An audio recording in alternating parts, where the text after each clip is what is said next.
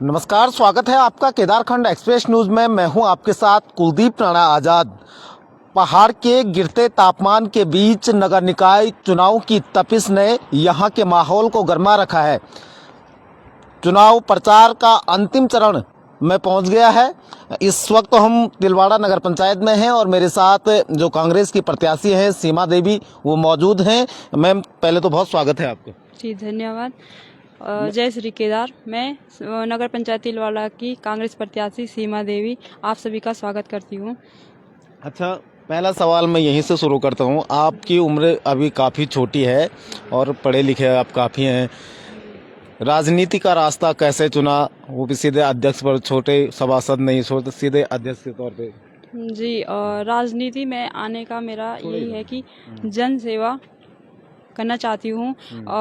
पढ़े लिखे होने के साथ राजनीति में एक पढ़ा लिखा युवा आना बहुत ज़रूरी है और मैं चाहती हूँ कि राजनीति में आके मैं लोगों की सेवा करूँ, जो लोगों की क्षेत्रों की जो भी समस्या है उसको दूर करूँ। अच्छा, क्या क्या आप किन मुद्दों पे जनता के बीच जा रहे हैं, क्या मैनिफेस्टो में दिखा रखा है आपने? सर, जनता के बीच जब हम गए, पहले तो मतलब हमने सभी क्षेत्रों का भ्रमण किया और जब लोगों से हमने बातचीत की, लोगों की समस्याओं को जाना, उसके आधार पे हमने अपनी अपील तैयार की है और हमने देखा है कि चारों वार्डों में जाके हमने देखा है कि जो यहाँ पे शोर में है तो वहाँ पे पानी की बहुत ज़्यादा समस्या है। जब लोगों से मिलते हैं तो लोग यही कहते हैं कि हमें पानी की बहुत दिक्कतें होती है, तो वहाँ पे पानी और रास्तों की बहुत ज़्यादा दिक्कत है।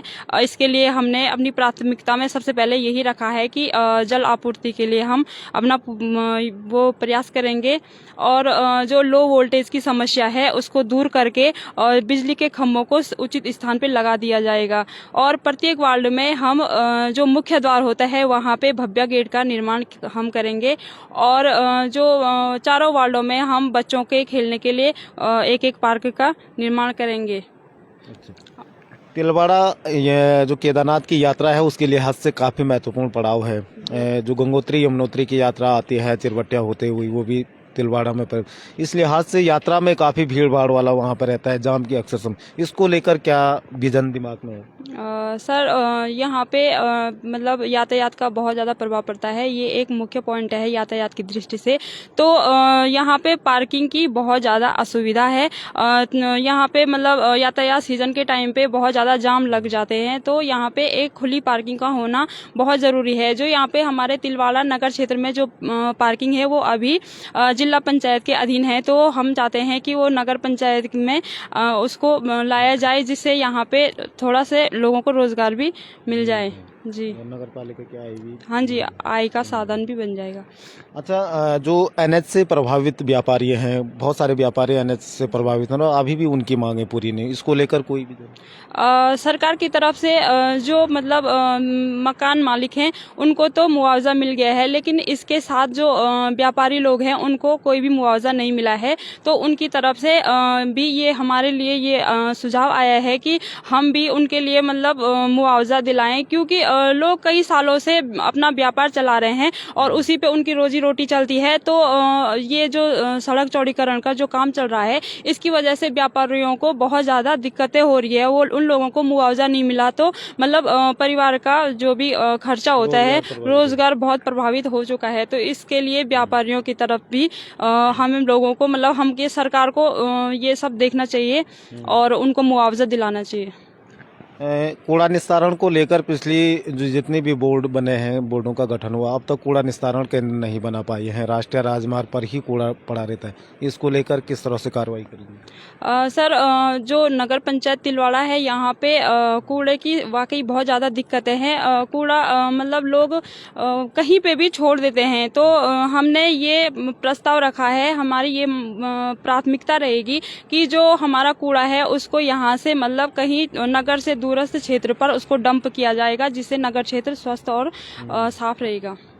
अच्छा, क्योंकि शिक्षा के लिहाज से, क्योंकि आप एमए बीएड है, और शिक्षा के लिए क्या सोचा है? क्योंकि लाइब्रेरी की आवश्यकता होती है और अन्य जो शिक्षा के केंद्र हैं उनकी आवश्यकता होती है।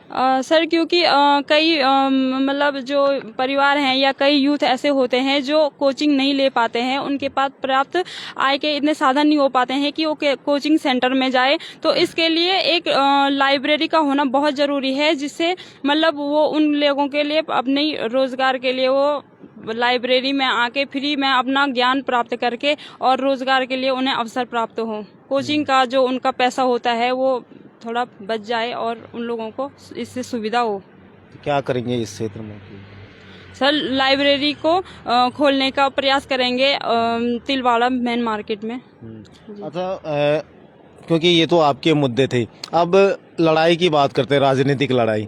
तो क्योंकि कैंडिडेट दो है, भाजपा और कांग्रेस, कितनी चुनौती मान रहे हैं? क्योंकि एक तो सत्ताधारी पार्टी है और संसाधन बहुत ज़्यादा है, तमाम तरह से संगठन या ढांचा उनके साथ खड़ा है, तो कितनी चुनौती मान रहे हैं?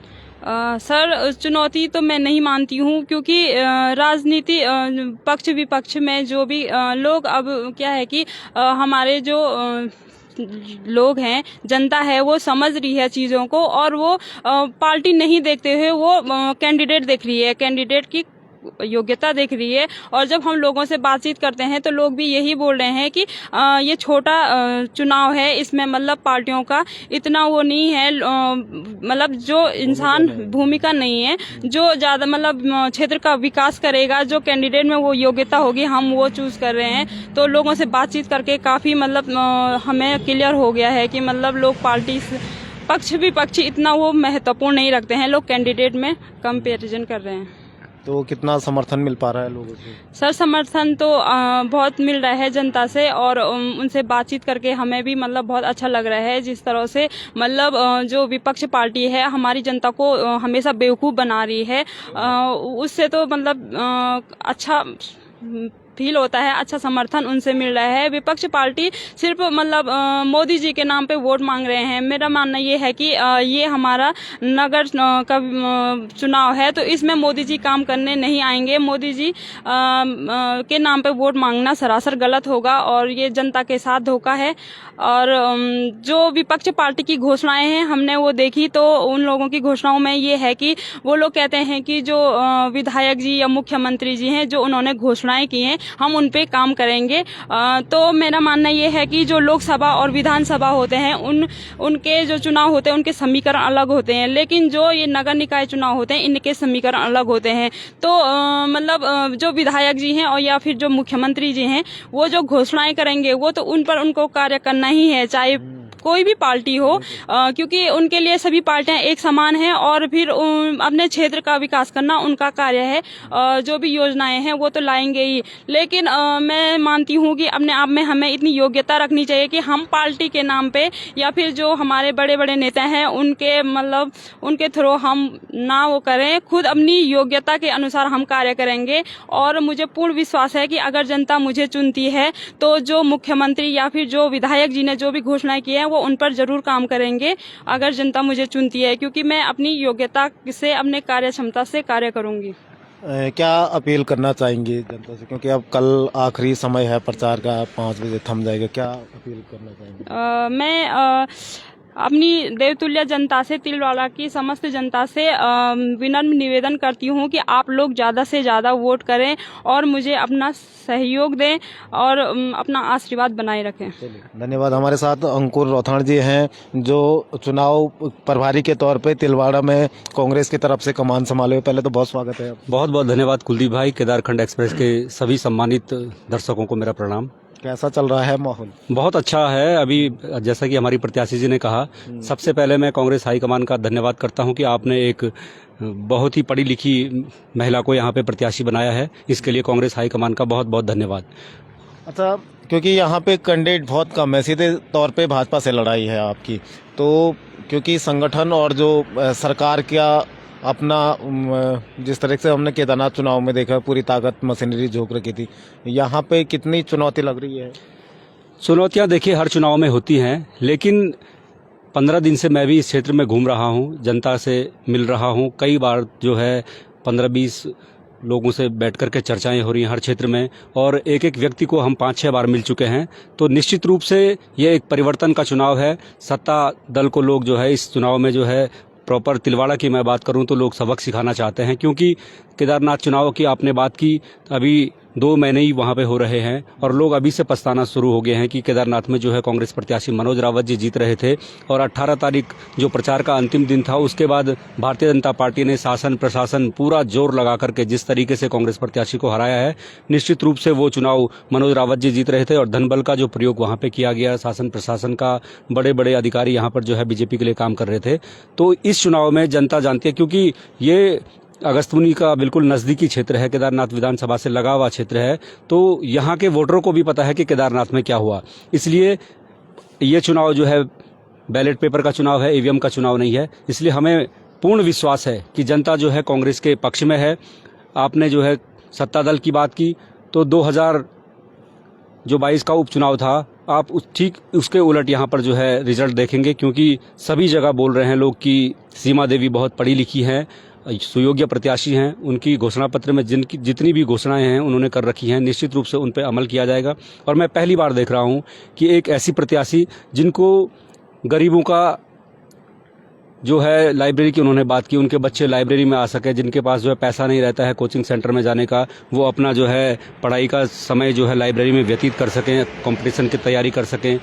मैं घूम रहा हूँ क्षेत्र में, सौड़ में जो यहाँ का एक क्षेत्र है जो है मठाना जो है वार्ड है, वहाँ पर जो है बहुत समस्या है पानी की। बाहर के लोग यहाँ पर जो है अधिक रहते हैं, नौकरी पैसे वाले लोग जिन्होंने ज़मीन खरीद करके वहाँ पे जो है मकान बनाए हैं, उनको बहुत अधिक जो है असुविधा हो रही है पेयजल को लेकर के, रास्तों को लेकर के। तो निश्चित रूप से हमारी प्रत्याशी जीतेंगी तो वहाँ पर जो है काम किया जाएगा। नंबर दूसरी बात, आपने कहा कि सत्ता दल से आपका मुकाबला है। वोटर बहुत समझदार हो चुका है। केदारनाथ का चुनाव बिल्कुल धामी जी की कुर्सी के खतरे का चुनाव था, क्योंकि 2 विधानसभा का चुनाव वो हार चुके थे। धामी जी ने 600 करोड़ की घोषणाएं की, अभी तक कुछ नहीं हुआ है, आप जानते हैं।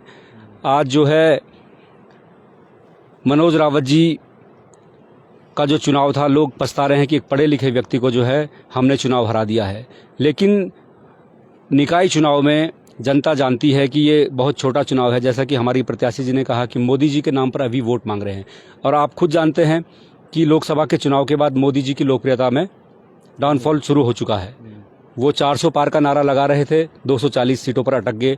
आज जो है आंध्र प्रदेश के मुख्यमंत्री वो आपके चंद्रबाबू नायडू जी और बिहार के मुख्यमंत्री नीतीश कुमार के सहारे जो है उनकी सरकार चल रही है, तो कभी भी सरकार गिर सकती है। वैसे ही प्रदेश में है, हमारी कांग्रेस पार्टी के जो विधायक थे 2017 में 11 विधायक थे, आज हमारे 20 विधायक हैं। तो कांग्रेस पार्टी पे लोग भरोसा कर रहे हैं। पहले हमारे जो है 2014 में 44 सांसद थे, उसके बाद 52 सांसद हुए, आज हमारे 99 सांसद हैं। तो धीरे धीरे कांग्रेस पार्टी पे लोग भरोसा कर रहे हैं। हमें उम्मीद है कि हम इस निकाय चुनाव में जो है वापसी करेंगे, और ये 2027 का सेमीफाइनल है। निश्चित रूप से 27 में उत्तराखंड में कांग्रेस की सरकार बनेगी। जनता बहुत परेशान है, बेरोजगारी आप देख रहे हैं, महंगाई जो है आप देख रहे हैं चरम सीमा पर पहुंच चुकी है। तो इसलिए हमें पूर्ण विश्वास है कि तिलवाड़ा नगर पंचायत में कांग्रेस की प्रत्याशी सीमा देवी जी चुनाव जीत रही हैं। और मैं इस क्षेत्र की सम्मानित जनता से निवेदन करूंगा कि कल प्रचार का अंतिम दिन है, और हमारे कांग्रेस पार्टी के पूर्व प्रदेश अध्यक्ष आदरणीय गणेश गोदियाल जी जो है कल तिलवाड़ा में आएंगे। तो गणेश गोदियाल जी एक विद्वान व्यक्ति हैं, उनको सुनने के लिए अधिक से अधिक संख्या में आप जो है 3 बजे तिलवाड़ा में आए और उनके विचारों को सुने। चलिए, बहुत धन्यवाद हमारे साथ जुड़ने के लिए। तो ये थे अंकुर राठौड़ जी, और जो तिलवाड़ा नगर पंचायत से कांग्रेस की अधिकृत प्रत्याशी है सीमा देवी, उनके पक्ष में ये कह रहे थे और पूरी तरह से आश्वस्त हैं कि तिलवाड़ा नगर पंचायत में कांग्रेस जीत हासिल कर रही। फिलहाल बने रहे हमारे साथ, एक नई रिपोर्ट में फिर हाजिर होंगे। नमस्कार।